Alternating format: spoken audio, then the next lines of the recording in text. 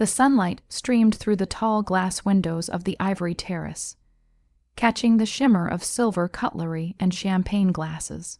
The room was full of laughter, the kind that sounded warm but felt sharp when you weren't part of it. Rachel stood at the entrance, clutching the strap of her modest beige purse, her eyes searching for a familiar face among the cluster of expensive perfumes and designer dresses.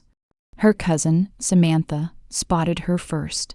Samantha, a tall, glossy, and wrapped in a soft gold dress that screamed privilege, rose from the head of the table with a smile that didn't quite reach her eyes. "Rachel, you made it." Rachel smiled politely, wouldn't miss it. Aunt Clara's birthday is special. The table was long and overflowing with dishes, lobster tails, truffle pasta, delicate fruit towers. 12 chairs, all occupied by family, or rather, Samantha's definition of family. Rachel hesitated at the end, waiting for someone to make space. Then Samantha's laughter cut through the chatter like crystal breaking. "Oh, Rachel, this table is for family. Go find a spot outside." The words hit harder than Rachel expected, though she'd long learned how to hide the sting. Around the table, a few cousins laughed politely, avoiding her eyes. Her aunt looked down into her wineglass, pretending not to hear. Rachel's throat tightened, but she kept her expression serene. "Of course," she said softly, stepping back. She could feel her cheeks flush, but her voice didn't waver. A waiter appeared then, holding a sleek black folder. "Excuse me, ma'am," he said, and placed it in front of her. The chatter quieted as the waiter flipped it open. Inside, in elegant print, was a bill $2,200. Rachel blinked. "I think there's been a mistake." Samantha giggled behind her hand. "Oh no, sweetie. I told them you'd be handling your own tab. You did order coffee, right? And since you came late, they probably added a service charge." A ripple of laughter followed, the kind that made Rachel feel like she was 13 again, the awkward cousin in thrifted shoes. But Rachel didn't flinch.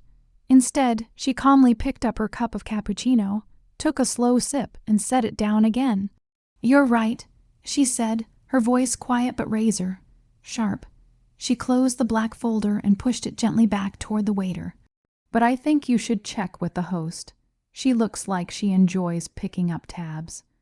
Samantha's smile faltered for a split second, just enough for Rachel to catch it.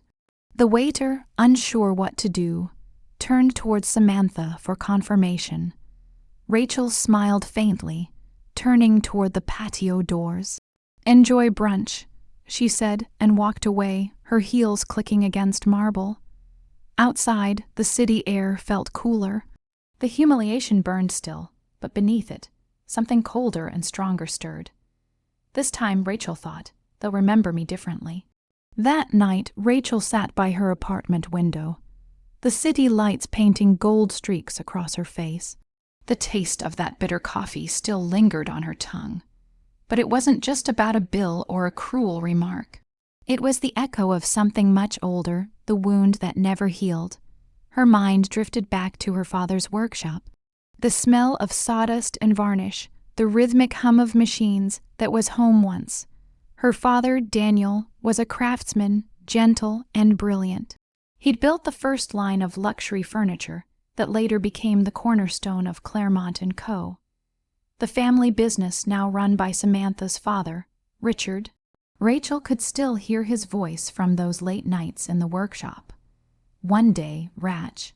He'd said, adjusting his glasses, "I'll show you how to build more than furniture. I'll show you how to build trust. That's what keeps families strong." But trust had been the first thing stolen. When Rachel was 10, she remembered the shouting, her father's face pale, her mother crying quietly in the kitchen. The business documents had been signed without her father's knowledge, transferring his shares to Richard. The betrayal had been buried beneath legal jargon and family dinners, but the effect was the same. They lost everything.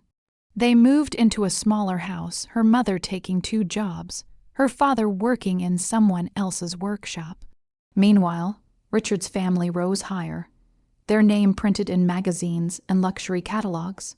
Samantha, with her polished laughter and diamond bracelets, became the shining daughter of success, while Rachel was the forgotten cousin from the other side of the family. Rachel had learned early that the world rarely gave back what it took. You had to take it back yourself. After college, she worked nights and studied coding by day. She built an app, then a consulting firm, and finally a small tech company specializing in digital logistics. She never flaunted her success. She let people underestimate her. It made it easier to work in silence. But deep down, she had always known this day would come. Her father's betrayal was a scar she carried quietly, and the laughter at that restaurant reopened it like a knife. Her phone buzzed. A message from her assistant blinked on the screen. Update: Claremont & Co. is preparing for an investor deal next month. Want me to dig deeper? Rachel stared at the message for a long moment. She had followed the company from a distance, almost out of habit. But now she felt the weight of fate in it. She typed slowly, "Yes, find out everything." As she hit send, Rachel's reflection in the glass smiled faintly. They had taken everything from her father once: his pride, his work, his dignity. It was time she took something back. The next morning, Rachel woke before dawn. The city outside was still half asleep, bathed in soft gray light. She made herself a cup of coffee, black, no sugar, and sat at her kitchen table with her laptop open, the soft hum of the machine matching the rhythm of her thoughts. Her assistant, Mia, had sent her the full report overnight. Claremont & Co., the company built from her father's stolen designs, was in trouble. Profits were dipping. Their luxury line was losing appeal, and a new investor deal with the international group Orlion Holdings was their last hope. Rachel read through every page, her mind sharpening with every line. Orlion Holdings, she knew them. They had once tried to acquire her logistics company, unaware that she was the anonymous majority shareholder. She had declined their offer politely, but now she saw a new opportunity forming like dawn breaking through fog. She leaned back, tapping her fingers against the mug. So, she whispered to herself, Samantha wants to impress investors. Rachel had never believed in screaming for revenge. She believed in silence, the kind that makes people listen harder when it finally breaks. That week, she arranged a quiet meeting with Orlion's director in a private lounge downtown. She came not as Rachel Martin, Samantha's overlooked cousin, but as R.M. Solutions founder, a powerful, anonymous investor who had ties to several key logistics and digital design firms. When she entered the room, heads turned. Gone was the modest cousin from the family brunch. She wore a crisp white suit, her hair pinned neatly, every line of her presence exuding calm control. "M.S. Martin," said the director, rising to shake her hand, a pleasure. "We've heard quite a bit about your work." Rachel smiled. "I've heard quite a bit about yours, too, especially your upcoming partnership with Claremont & Co." His brow lifted, curiosity flickering in his eyes. "You're familiar, intimately," Rachel replied, her tone smooth. "I think we might be able to help you see the full picture before you commit." Over the next hour, Rachel laid out a quiet masterpiece. Data on Claremont's declining quality, their inflated asset reports, and their questionable spending habits. That's not neediness, but every word she spoke was a subtle blade. That's emotional bravery. Orlion was intrigued and suspicious. 2 weeks later, the Claremont & Co. Gala was announced, an extravagant event to celebrate their new beginnings. Samantha was at the center of it all, her name plastered across invitations and press releases. Rachel received her invitation too, sent by Samantha herself, likely as another act of condescension. She smiled as she placed it on her desk. This time, she wouldn't be sitting outside. This time, Samantha would.